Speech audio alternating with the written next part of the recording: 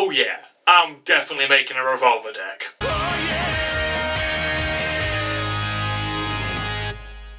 Hey guys, xthedarkone here, and it's another day, it's another Friday, it's another episode of Yu-Gi-Oh! VRains that's come out, and today we're going to be reviewing episode 9. It's fucking awesome, so let's hop onto the Vrain train and talk about this fucking duel. So the episode just leaps right into it. It's definitely sticking with that whole system that we talked about, where it's one episode is storytelling, the other episode or 2 episodes are just dueling. This was just all-out dueling, and what a fucking duel it was. For all the complaining I made about last week's episode not really going anywhere very quickly, this episode more than makes up for it. The duel was just epic.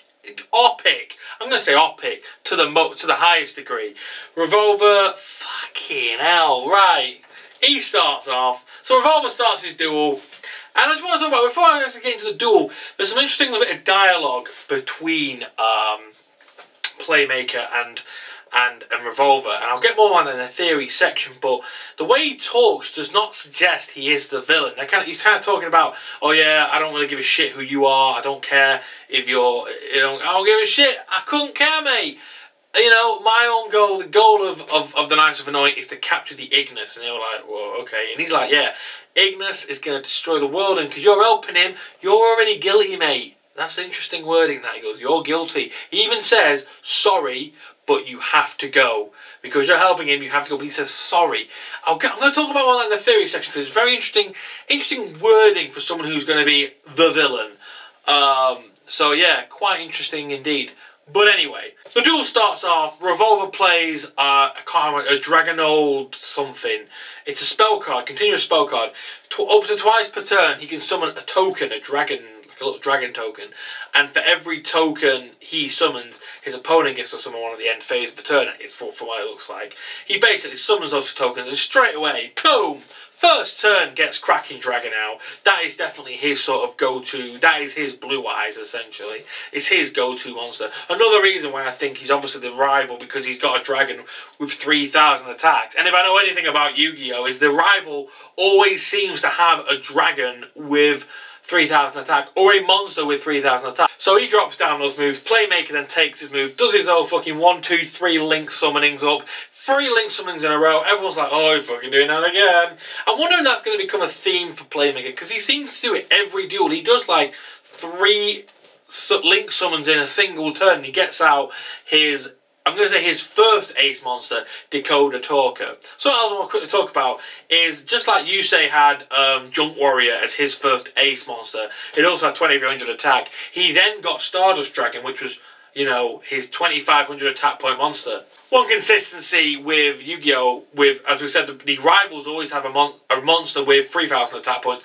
The hero, the protagonist, always has a main monster of 2,500 attack. So I'm wondering if Playmaker later on down the line is going to get this new ace monster that's going to have 2,500 attack, and he's going to fucking go off with it. Playmaker, though, he gets there, he does this big move, gets out Decoder Talker, fucking all the while Revolver's just knocking off life points with Cracking Dragon's effect. But he eventually, in his one turn, as quickly as Cracking Dragon appears, boom, you know, Playmaker just destroys it, and he's like, yeah.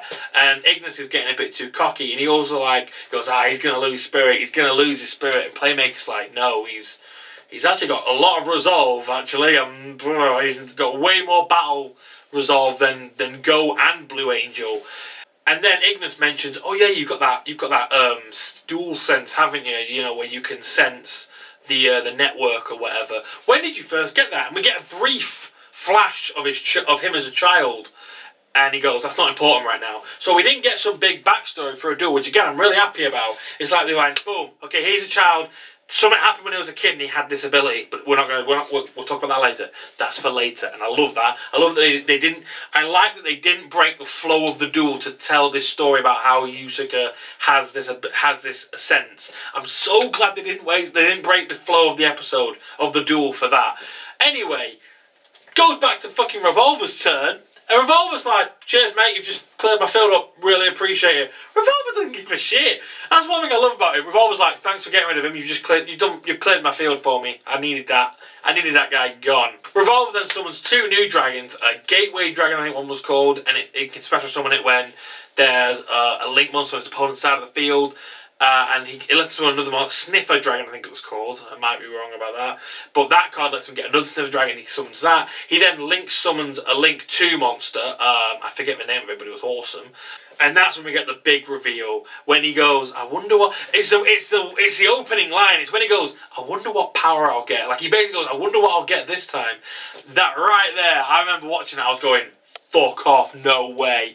Turns out, not only can Playmaker, not only can Revolver control data storms, can manipulate the environment around him, because that's what he did. He transformed the whole place into a hellish environment, you know, for the sake of their dueling environment.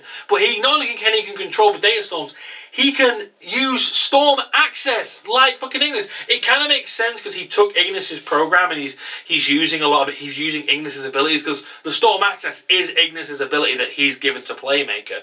But yeah, he was like, yeah, I've got less than 1,000 life points. I'm getting a new dragon, and we see our first Link 4 monster, fucking Tropologic Bomber Dragon, I think it was called. Holy shit, this guy was a beast. Comes out, boom, he just fucking wrecks shit up. He then uses the effect of his continuous spell to get a token out that links to the monster. Its effect, Tropologic's Bomber Dragon's effect, if a monster's special summoned on his link, he can just destroy every card in both his and his opponent's main monster area. So the link monsters were fine, but the main monster zones were all destroyed, wiped everything out. He got knocked down to 100 life points because of the effect of the Sideverse monster. Very interesting as well that he's also using Sideverse. Ignis makes the point, oh wait, you hate Sideverse, but you're using Sideverse? So obviously Tropologic Bomber Dragon's a Sideverse monster. And he's like, oh, you're using a Sideverse monster? Why? And he's like, oh, it's fun to fight poison with poison. Very interesting. I'm going to get more onto that in the theory section. Essentially, Revolver wipes out Playmaker's field, destroys Dakota Talker, and then reveals the Bomber Dragon's got another effect that whenever it destroys a monster, that monster's attack points, he's basically got Flame Wingman's effect. When that monster's destroyed by battle, it then takes the attack of the monster it destroyed out of his opponent's life points. Fucking hell. This card is insane how powerful it is. I'm sorry. From all the effects it's got, I can't, I hope it's going to come out. Whether it's going to come out with that effect, I don't know. A lot of the animes recently, when animes bring a lot of these cards out now, they tend to stick with their proper effects, I've noticed. So like the effects that they appear in the newer animes, when a card has appeared in an anime, the effect it has in the anime is the effect it gets. And I think they've done that on purpose to be like, this is what... I think it's becoming a case of, oh, this is what the card does in real life. So here you go, here's the card now in real life for you to use yourself.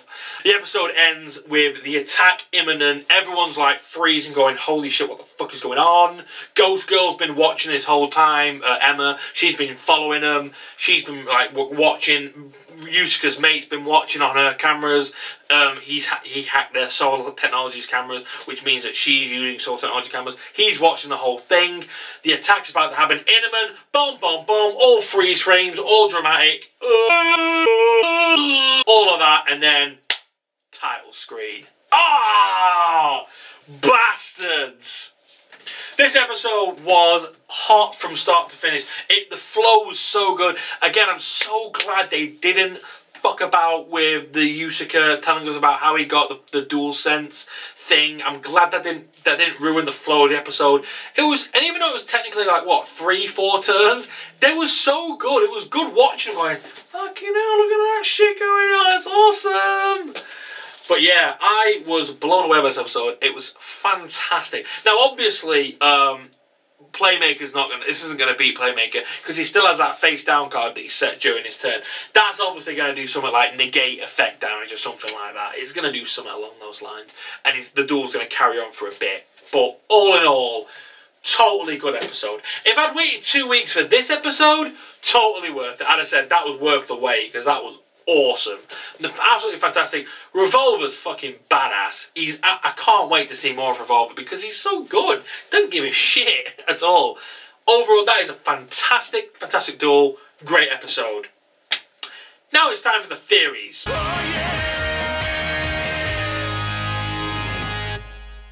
Okay, so I mentioned that we talked about the little conversation, the wording that Revolver had. He was talking about, for example, Ignis. He said, "Oh, you not brought your AI with you," and Revolver's like, "I don't trust AIs.